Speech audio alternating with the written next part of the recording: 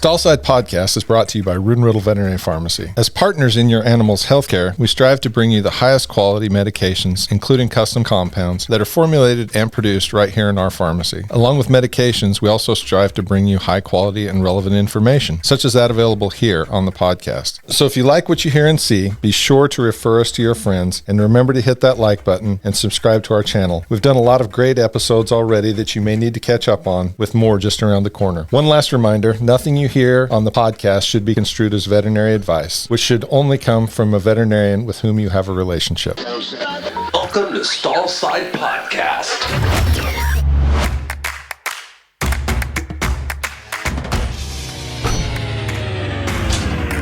Scott, how you doing today? Good, Doc. How are you? Yeah, good, thanks. What's up? No, I think when you do a podcast, is Bart here yet? No, he's not here. Really? I've heard he's gone. He couldn't make it. Well, that's unfortunate. Well, who we got on the show today? No one.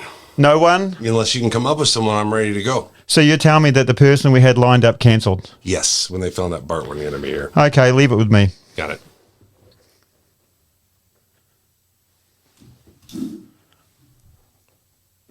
How you doing? Yeah, I'm good. Hey, we got a little bit of a pickle on the podcast. You want to come up here? No, seriously, get yourself up here now. Drop whatever you're doing, put down your fried chicken, get yourself here. See you in a couple of minutes. Okay, thanks. Well, right. Door open for him. Yeah, open the door. So, on StallSide this week, we have a guest that can only be described as special. See you soon. Hey, it's about time you got here. Okay.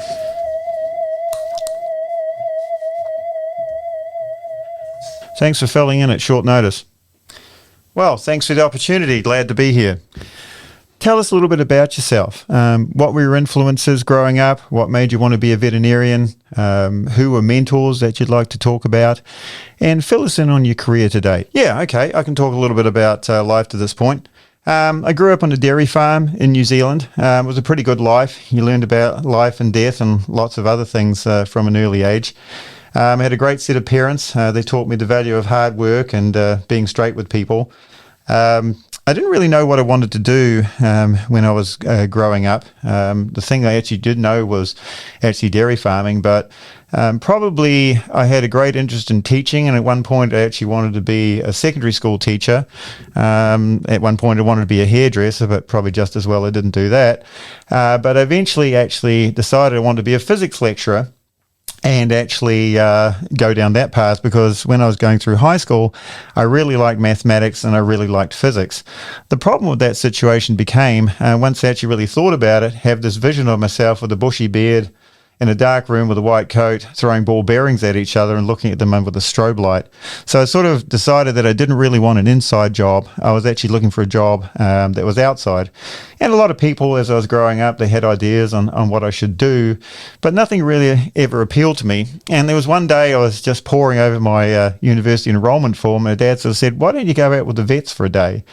Because that's something that I sort of knew, but I wasn't really sure that's something I wanted to do. And I said, yeah, okay. And so the local practice had some practitioners which were very down to earth. And I actually rode for a day with a veterinarian, and she actually had a really full day. We were running the whole day. I mean, we're doing some routine sort of animal health work.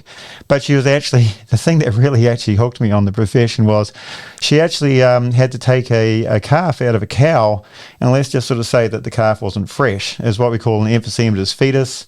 I think you call them fizzes in this country. And that was a mess. But I looked on that as being a real challenge. And I suddenly sort of thought, this is going to be a really difficult profession. So maybe I should actually have a crack at that.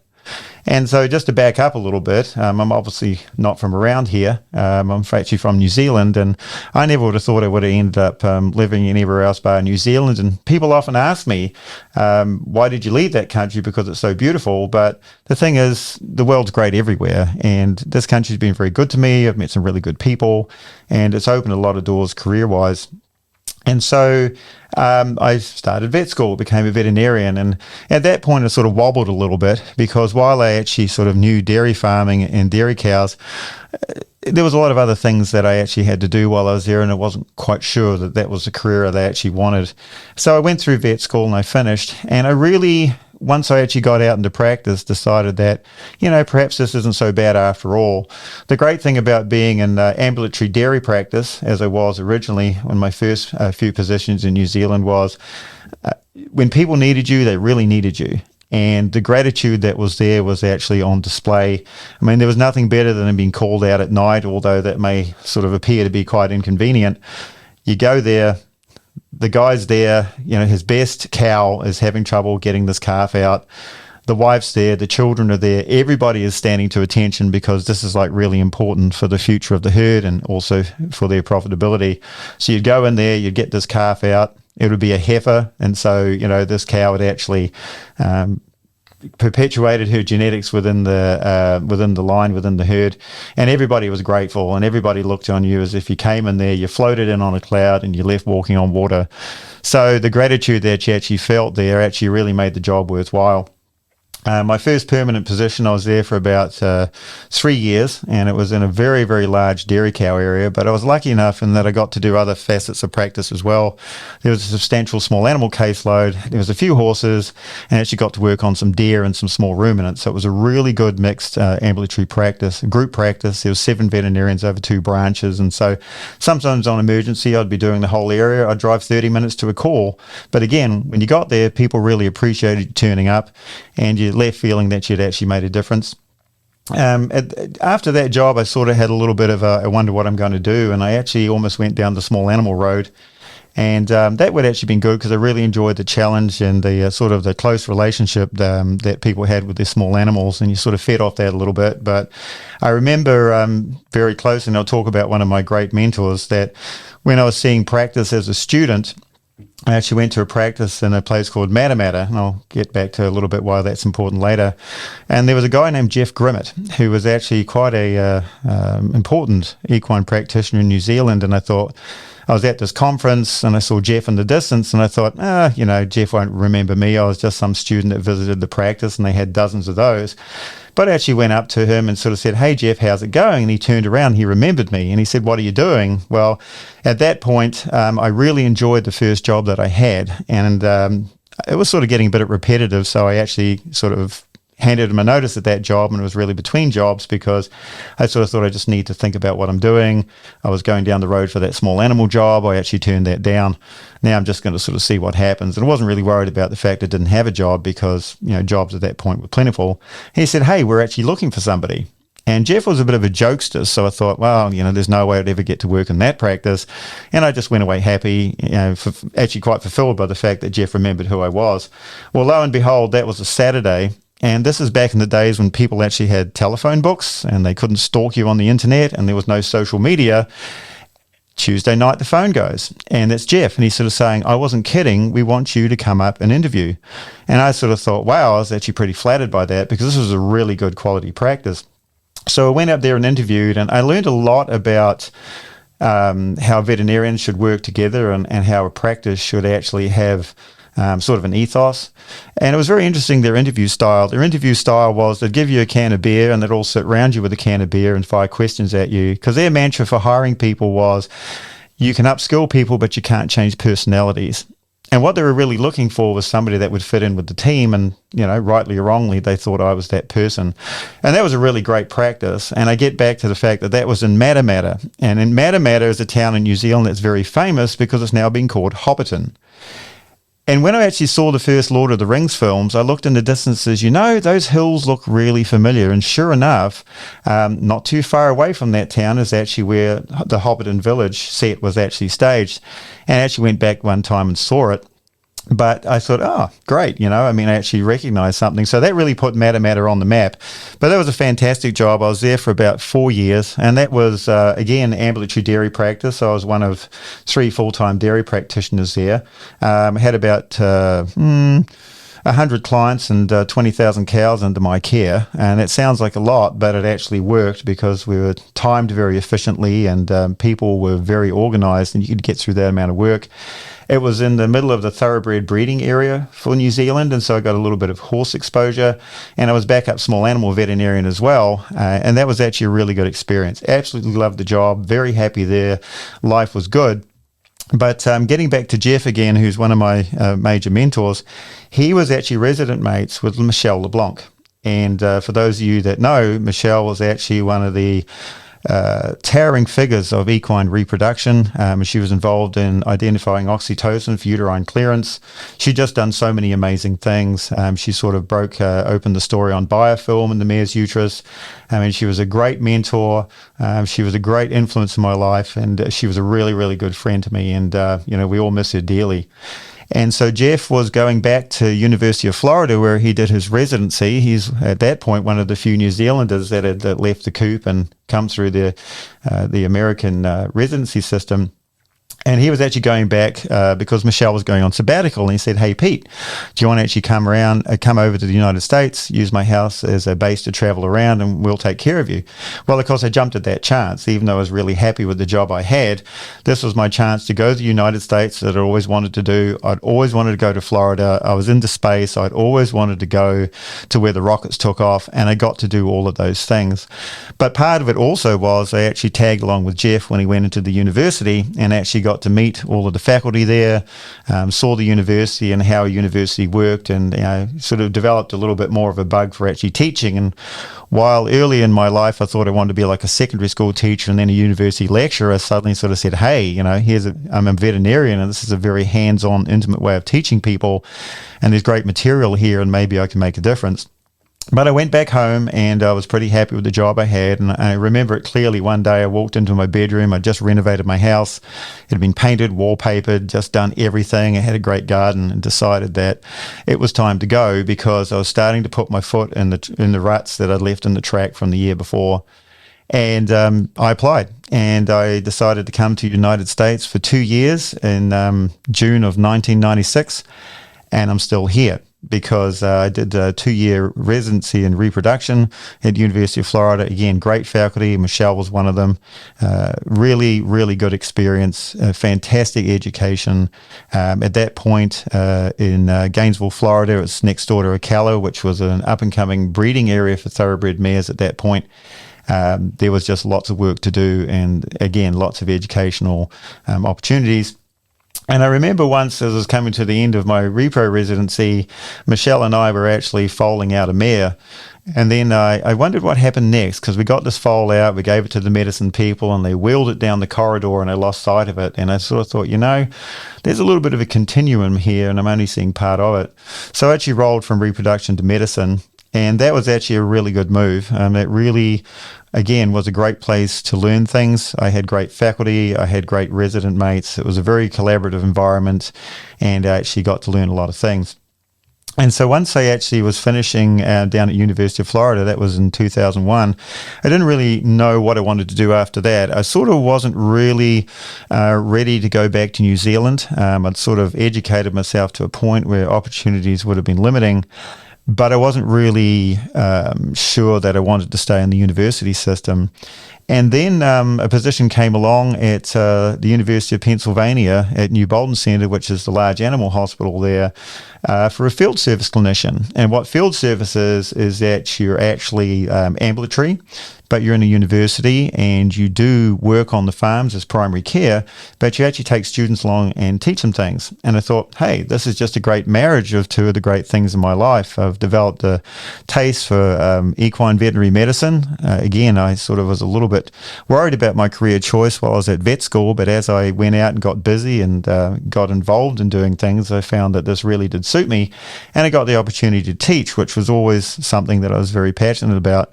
So I was actually there from 2001 to 2005, and it was a fantastic job. I had good people to work with. Kennett Square, Pennsylvania in southeastern Chester County, just outside Philadelphia, is an absolutely lovely place to live. It's just one of the favorite places I've ever lived. It's the first place I lived that it actually snowed regularly, although we got a little bit of snow off the mountain where I grew up in New Zealand. You'd regularly get 6, 8, 12 inches of snow, just beautiful white powder, and it was a really pretty place to live. Spring was lush, and the fall actually had all the leaf colours that you see in New England, and when it snowed, it wasn't cold, it was just pretty. And so I sort of reached my utopia there a little bit. And then one day the telephone went, and it's sort of one of those things that friend of a friend of a friend sort of said, hey, if you're ever looking for somebody at Rood and Riddle, this is a name that you want to think about. And so the phone went and somebody called up and said, hey, we'd like you to come down and interview. I sort of thought long and hard about that for 0.3 of a second and said yes. And so I came down and I met everybody here and interviewed, and all things were quiet. And one day the phone went and sort of said, we'd like you to come down. So that was sort of in the middle of 2005. And this has actually been like pretty fantastic experience. There's just a lot of stuff going on down here, and I've been here since 2005 now, and there's never been a dull moment, and there's actually never been a day when there hasn't been something new to learn, and there's never been a day when there hasn't been a challenge. And there's never been a day when you haven't really been extended. But I mean, that's what keeps me going, right? And you've always got to have something different in front of you, and you've always got to get things organized and be efficient with your time and do the best possible thing you can for the animal. And it's a great place from the point of view in that there's a very collegial atmosphere, and everybody's all about doing the right thing by the horse, because ultimately, it's a lot of people talk about this, but really, as a veterinarian, you're helping people by helping their animal, and everybody should always remember that this is a people-focused profession. Just sort of talk about what you find that's special about working here. I just touched on that. What's special about working here? Well, the great thing to me is that I can walk across the corridor from my office and I can interface with some of the best equine surgeons in the world, and everybody here is pretty humble. And everybody here is very generous with their advice, and we're all prepared to help each other. I mean, it's really good that people have that attitude, because with the level of work that people do here and the opportunities that they're given with the value of the horses, it would be pretty easy for some people to sort of say, I'm this good and I get to do these things. And there's never a time here when any job is too small or any job is beneath anybody here, because ultimately the goal of this hospital is to provide the best possible equine care that we can, and through that we actually do the best thing by the client. And, we have our successes and we have our failures, but nobody should ever walk away from this place and not realize that everybody is trying to do the best thing they can. And there's a lot of veterinarians here, and we all have our little areas of specialty. I mean, I'm on the internal medicine service here. But again, besides surgery, we have a fantastic imaging department. We have a fantastic theriogenology, which is reproduction department. The ambulatory department is actually very widespread in the community. And, it's good to actually interface with people. And sometimes I'm just talking to people on the telephone to sort of say, hey, you've got something. What do you think about this? And I said, okay, well, if this is what I think might be going on. I mean, if you want to send it in, if you want me to come out and have a look. But everybody's focused on doing the best possible job. And, I think veterinarians as a group are a very generous group of people. I think they're very collegial. I think they really want to do the best thing. And again, they've realized that this is a people-focused profession. And even though we work on the horses, ultimately, that's what we're doing the best thing by the horse to do the best thing by the people. And that's really the mantra for Rood and Riddle. And that has come down from the top. And you've probably heard other people on this podcast talk about this philosophy that Dr. Riddle has imparted on this practice, and the business wisdom that Dr. Rood has instilled. And another guest on this show, when I was listening, actually talked about the influence of Dr. Embertson. And I think those are all valid influences. Everybody has just got that client-focused, service-driven mentality. And it's like being a bee in a hive. There's lots of moving parts to this, but everybody interfaces, and ultimately we want to turn out the best possible result we can. What interests have you developed while you're here that you'd like to talk about? I've got lots of them, although getting back to Jeff, my mentor, he told me once, the guy that runs in every direction at once ends up going nowhere. And you can be a little bit of a kid in a candy shop in this practice. But the things that really it's known for are like neonatal care. But I've really developed an interest in intense neonatal care, but also in airway problems, because a lot of these horses we see are actually athletes, and it's actually really surprising just how widespread underlying airway inflammation is, and it can be really performance limiting. It can also greatly affect the health of the horse if we don't get this under control. And I think part of that is what we ask of these horses. Horses actually evolved out in the fresh air. They kept their head down 24/7 grazing. What we've done is we've stall confined them, interval fed them, and actually really compromised their air quality, because the ventilation in most of the barns we go to is not optimal. And we walk in and out of the barn and we get the choice to get some fresh air. The horse stays there for most of its life. And so people really need to think about the air quality in those barns. And when I'm having a problem in a situation that I'm called to, when there's a lot of horses that have respiratory disease, everybody's always looking for an infectious cause. And there may actually be an infectious agent that's actually circulating around, but the underlying reason why that infectious agent may actually be getting a toehold is because the quality of the air is poor. There's a lot of particulate irritants in the air. There may be dust, molds, and pollens which are irritating the airway. And the other thing is something as simple as ammonia, because perhaps your stall hygiene is not so good.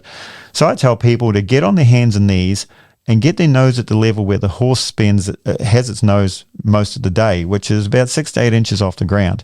And when your eyes start to water, you suddenly realize why your horse is sick. So I have a great interest in airway work, looking at the cytology of the airway, looking at the bacterial flora of the airway to sort of see, hey, what can we do to improve this horse's life? But also, how can we get this horse back to peak performance? Because ultimately, that is the reason for that horse to be. People are investing in this horse because they want to ride the horse, or they want to have the horse competitive so they can actually provide entertainment for the general public. And besides airway work, because of the area we're in, there's a lot of neurological issues. Because we've got a lot of young growing horses, we've got a lot of developmental issues as far as the cervical vertebral column goes. People like call it wobblers, but you can actually get like compression on the spinal cord, or you can get degeneration of the joints within the vertebral column that can actually put pressure on the spinal cord. So we see a lot of neurological horses, and part of that is because on staff we have Dr. Steve Reed, who has previously appeared on this podcast and actually has had quite an impact on equine neurology throughout his career. And so that's allowed a lot of horses to come here and actually have us work on them, which has very much helped us to become better at that. And we're lucky because we actually can do contrast myelography. We actually have a very good imaging service, advanced imaging service, where we can actually do computer tomography on the cervical spine. And if we've got a brain issue, we can actually do magnetic resonance imaging. So we're actually able to do these advanced images and offer them to clients that actually want these for their horses. And that's actually really helped us push the needle a little bit around here and actually get the best possible result for these horses. And some of them can't be fixed, but we're always looking for treatable disease, or we're looking for something that sort of says, hey, maybe this horse can't be fixed, in which case we can actually give it the best result that we can, whether that be retirement or another ending. I think part and parcel of that is the collaborative group that we have. We do a lot of spinal stabilization surgery here. It's known as the basket surgery. And I think really the secret sauce that we have is case selection. We have Dr. Brett Woody, who's actually done a lot of the surgeries to do the stabilization, but also we've established a pretty good aftercare both within the hospital and actually in lay-up facilities, where we actually put horses in a place with people that are very familiar with managing these horses, and we actually can monitor them regularly. So it's sort of like buying into an ecosystem when a neurological horse comes here, and that, you know, we're lucky that we have the toys, we can do the advanced imaging. We see a lot of horses, so we get very familiar with the like neurological exam, the subtle findings you may find, and to be able to do the surgery and then take that horse from pre-op all the way through to rehabilitation and actually have pretty tight control of that, I think really helps us do the best job by these horses. And you can't help but get interested in neurological problems in horses by being here, because the caseload's so high, and they are really fascinating problem-solving exercises, and you know that's really sort of what we're all about. The other thing that I've actually started to do a little bit of a number of years ago, I actually looked into traditional Chinese veterinary medicine, and in particular acupuncture and a little bit of herbals. And although you get pretty advanced training in Western sort of philosophy on medicine, down in Florida, I was extremely well trained, and I've been lucky with my caseload since that. I've had a number of patients that have really actually helped me learn a lot more about these things. Well, some days you just need a different toolkit, and you've had other guests on this podcast that have talked about these similar things, but I found it's been really useful to me to actually look at horses differently. Again, it's like that different toolkit in that, okay, I look at this horse from a Western perspective, but then sometimes it's good to look back and say, okay, in an Eastern sort of philosophy, what is this horse doing? And I'd really want to impress upon people out there that although the diagnostic tools and the knowledge of anatomy was not there thousands of years ago, there's been some really amazingly good observations made by the individuals that are involved in formulating the tenets of traditional Chinese medicine and its veterinary approaches, in that when you actually look at some of their approaches to organ systems, and while the anatomy may not agree, I mean, they consider that the spleen is involved in digestion, which we know it isn't. And they don't think the stomach really does much with digestion, which we know it does. But they made some really amazingly good observations regarding the kidney and its relation to bone, and kidney and its relation to reproductive function, because embryologically, the ovary and the kidney are very close together. So I really have to take my hat off to those people thousands of years ago that didn't have the toys we have and didn't have the knowledge we had, but sat and looked and actually made really good observations based on what they saw. And so that's really hammered into me to actually just stand back and look at your patient. I mean, everybody wants to race in there, put an ultrasound on it, put a stethoscope in, but you learn a lot looking at your patient just from the outside the store for 5 minutes. What is its disposition? What is its mentation? Is it investigating its environment, or is it standing in the corner and not really taking much notice? Is the horse like eating? Is it eating appropriately? Is the horse interactive? Does it sort of want to engage with you when you come in the store? And just those little subtle things that can tell you so much. And that's really actually improved my exam from a Western standpoint, because I'm more liable to actually look back at this horse and say, okay, what are you trying to tell me from an Eastern approach? And I really do think it has uses, and I consider it to be complementary. It's not a replacement for Western medicine, but it's a complement. I mean, I find it very useful sometimes with behavioral things. I find it useful, and I get called sometimes to do acupuncture on post-surgical horses that have ileus that we've heard about from other guests, and that the gut just doesn't move post-surgery. And you can try pharmacologically to actually get these things to move, but sometimes a little bit of electroacupuncture gets things going. Some chronic pain issues, like some chronic degenerative joint issues, that you can only give them so much phenylbutazone. You can only inject the joint so many times. But sometimes, some herbals, which, let's face it, where do you get most of your medication from, is actually plant-based. So why should we discount the utility of herbals that, by the power of observation, actually work?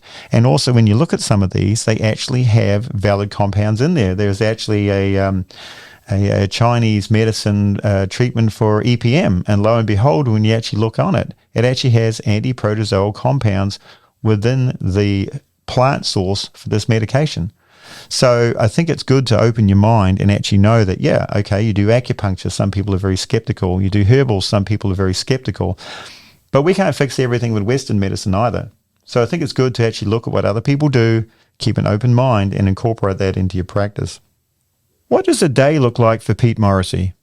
What is a day like for me? Well, it depends on the time of year. In the spring, it's largely revolves around sick neonates and post-foaling mares. And, horses are big, strong animals, but they're mighty fragile. And these foals come out, and when they're healthy, they're very precocious. It never ceases to amaze me when you look at a mare in the hospital actually have a normal foaling, just how quickly that foal gets up and gets about its business. Like mares, and you've heard this before from other guests on the show, 15 to 30 minutes from the time she breaks water to that foal's out. And that's right. They come out pretty quickly and they get about their business. This foal should be sitting up and righting itself within minutes of being born. It should be starting to suckle the air even within about 10 minutes. It should be trying to stand within 30. You'd hope it's on that mare and had a feed colostrum by 2 hours. And that's just how quickly things can happen. We manage a lot of foalings in the hospital and get involved in those. I'm a great believer in letting the umbilical cord break itself. I'm not a big believer in clamps, and there's a number of reasons for that. You've probably heard from one of our other guests, Dr. John Madigan, when he talked about the maladjusted foal treatment and the squeeze, and he talked about a lot of the hormonal compounds which are involved in the fetus or produced by the fetus and the placenta.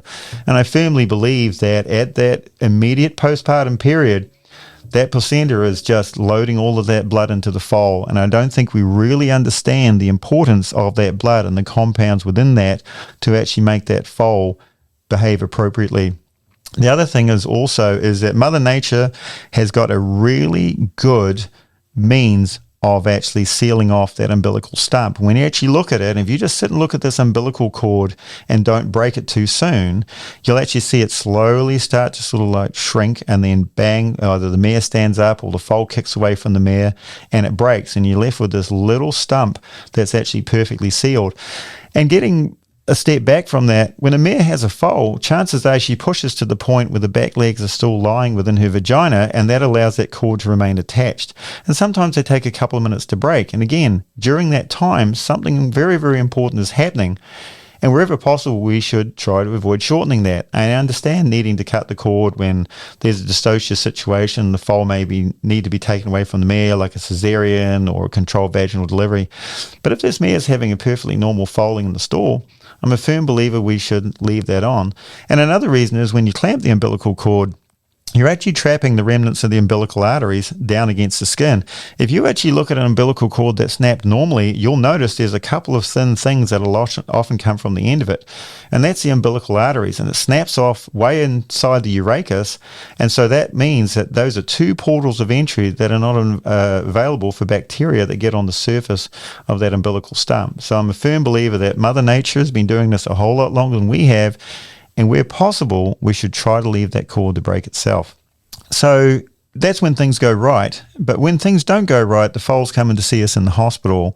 And one of the major problems we have with foals is they've been compromised for oxygen or blood during delivery. And that may be because dystocia has occurred, the foal is malpresented, maybe because there's been premature placental separation, but the foal has had a period while it's being born where it's been deprived of blood and oxygen.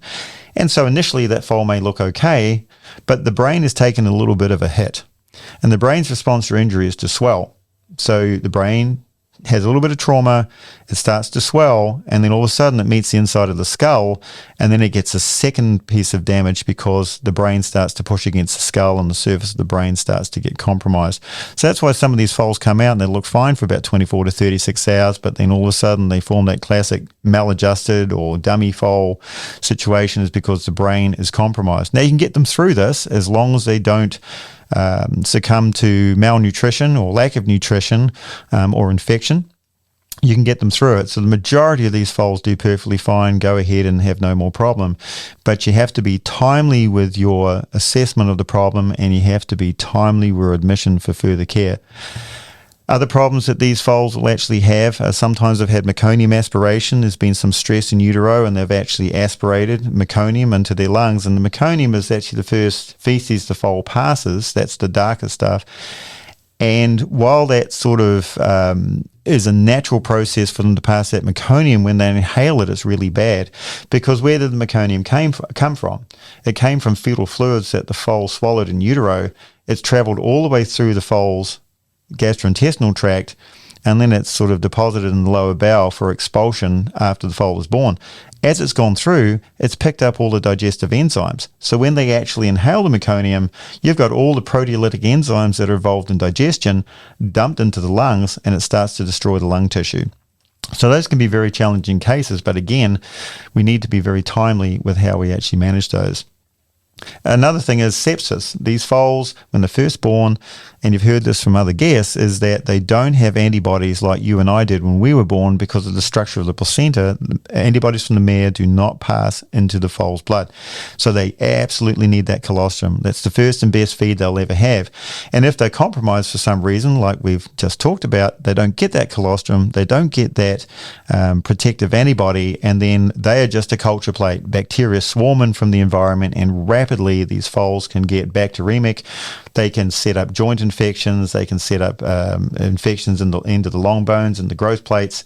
And we can have some pretty severe problems pretty quickly. They can progress to meningitis, and these can be very, very sick foals. But again, it's just timely recognition of a problem and timely dealing with that problem. So that tends to be the most of what I deal with the foals at this time of year. And as far as the post-foaling mares go, well, sometimes they damage the uterus, sometimes they damage their bowel, sometimes they bleed post-foaling, and sometimes they have trouble passing their membranes. And so in all of those situations, they can be anything from fairly mild to actually critical to fatal if not actually addressed. And so again, these mares can be quite a challenge, just as these foals can be quite a challenge. So in the springtime, that tends to be the majority of my work. As the foals sort of become from neonates to like younger foals out on the pasture, after the first month of life, they start to get exposed to gastrointestinal issues, viral issues, and bacterial issues causing diarrhea. As you start to mix foals together, they like to swap bacteria and viruses, and you start to run into respiratory diseases as well. They start to run into rhodococcus. Some of those cases are extremely challenging. You've actually heard from Dr. Gilsenan on rhodococcus and how important that is. And so that's as you pass from the spring into the summer, that tends to be the majority of the work. Come fall and into winter, we always have sick adults. Often in the fall, we're dealing with horses that have respiratory problems, like I touched on before, because as air quality changes from summer into fall, a lot of these horses start to run into problems. And again, that's a great source of challenging cases for us here at the hospital. And again, they're very interesting because what you want to do is get that horse back to health and get it back to its peak performance. So that tends to be how my days go. It depends on the time of year, but I can guarantee you it starts early, it finishes late, and the telephone is always on. What does the future hold for you? What does the future hold? He looks to his brain for the answer.